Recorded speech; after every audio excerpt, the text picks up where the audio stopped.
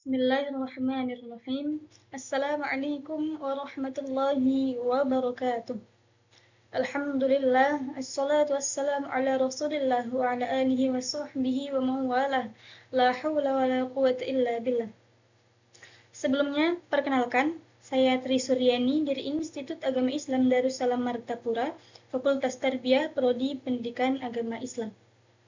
Di sini saya ingin sedikit membahas tentang tugas yang telah diberikan oleh dosen pengampu mata kuliah Ulumul Quran. Nah, pada video kali ini saya ingin membahas yaitu tentang apa pengertian Ulumul Quran, apa tujuannya, kemudian apa saja ruang lingkupnya, serta bagaimana sejarah Ulumul Quran. Langsung saja yang pertama yaitu tentang pengertian Ulumul Quran. Ulumul Quran itu berasal dari bahasa Arab yang merupakan gabungan dua kata, yaitu kata ulum dan kata Al-Quran. Secara idhafi, kata ulum itu diidhafahkan kepada Al-Quran, maka mempunyai pengertian yang sangat luas. Maknanya, gabungan antara kata ulum dan kata Al-Quran itu memperlihatkan adanya penjelasan tentang jenis-jenis ilmu pengetahuan yang berhubungan dengan Al-Quran.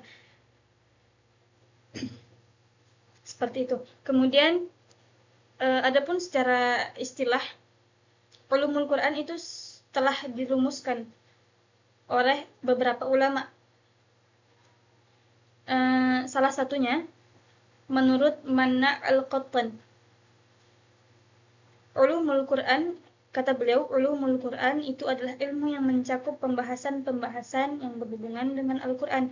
Dari segi pengetahuan tentang sebab-sebab turunnya, kemudian pengumpulan Al-Quran dan urutan-urutannya, serta pengetahuan tentang ayat-ayat Makkiyah, Madaniyah, Nasikh, Mansukhnya, kemudian muhkam dan mutasyabih, atau hal-hal lain yang berhubungan dengan Al-Quran. Oke, selanjutnya di sini ada tujuan. Apa saja sih tujuan Ulumul Quran? Oke, yang pertama itu ada tujuan internal, yaitu mempelajari Ulumul Quran untuk memahami secara mendalam Al-Quran dalam berbagai aspek. Yang kedua, tujuan eksternal, mempelajari Ulumul Quran untuk memahami serta mengaplikasikan Al-Quran dalam kehidupan sehari-hari. Oke. Untuk apa? Untuk melindungi kaum muslim dari gejala atau bentuk usaha penyimpangan Al-Quran oleh orang-orang yang tidak bertanggung jawab atau yang tidak mengimani adanya wahyu Allah berupa Al-Quran. Seperti itu.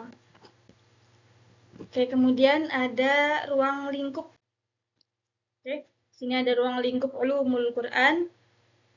Ulumul Quran, seperti yang telah dijelaskan sebelumnya, ruang lingkup pembahasan Ulumul Quran itu sangat luas, meliputi ilmu-ilmu agama seperti tafsir, serta ta'wilnya, serta ilmu bahasa Arab seperti balaghah dan i'rab Al-Quran.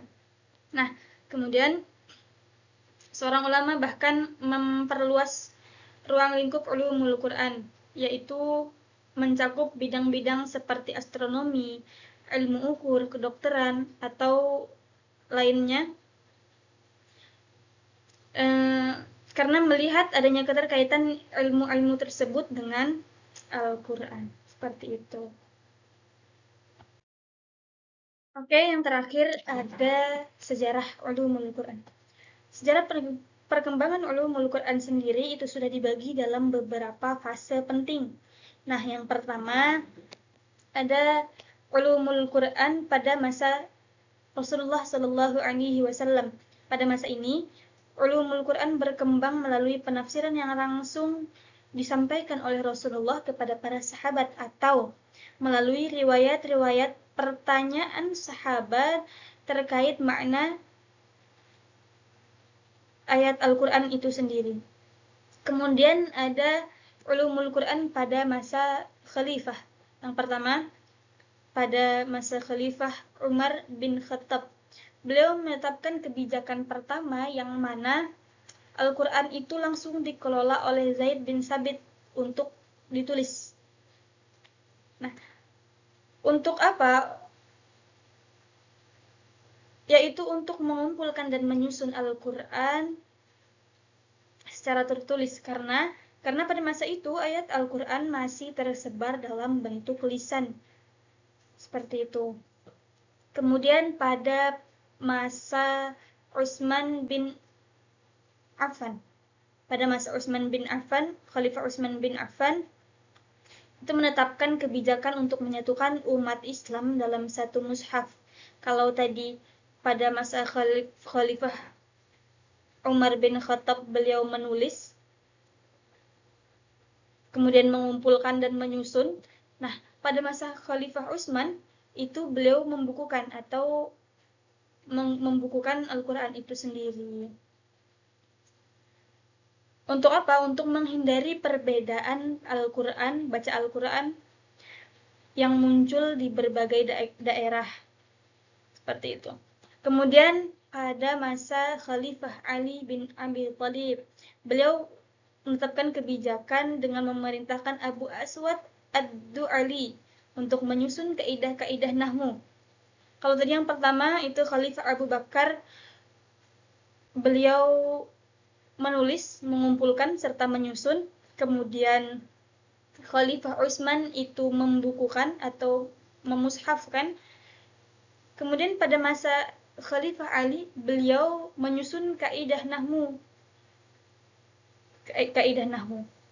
Seperti itu. Bukan hanya menyusun kaidah nahwu, beliau juga memerintahkan Abu Aswad untuk memberikan ketentuan harokat di dalam Al-Quran untuk menghindari kesalahan dalam pengucapan serta memastikan kelancaran pemahaman Al-Quran itu sendiri.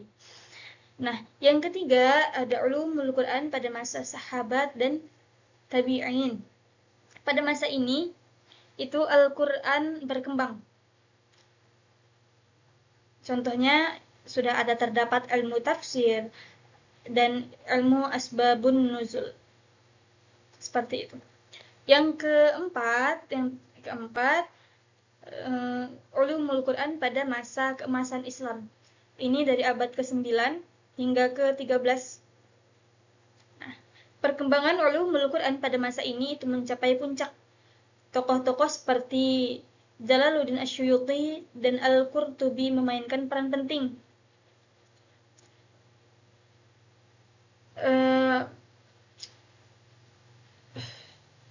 Pada masa ini juga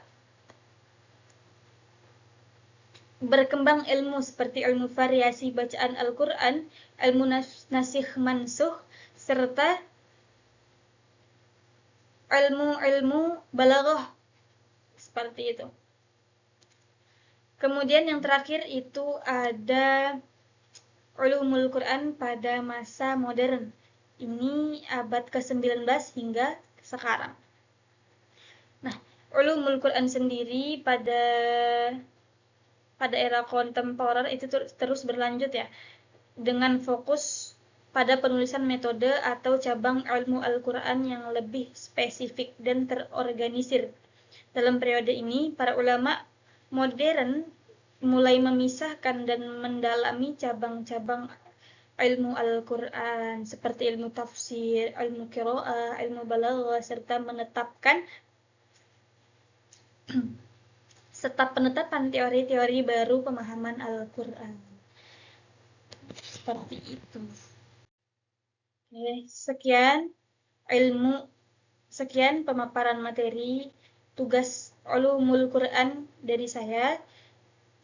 Kurang dan lebihnya mohon dimaafkan. Wassalamualaikum warahmatullahi wabarakatuh.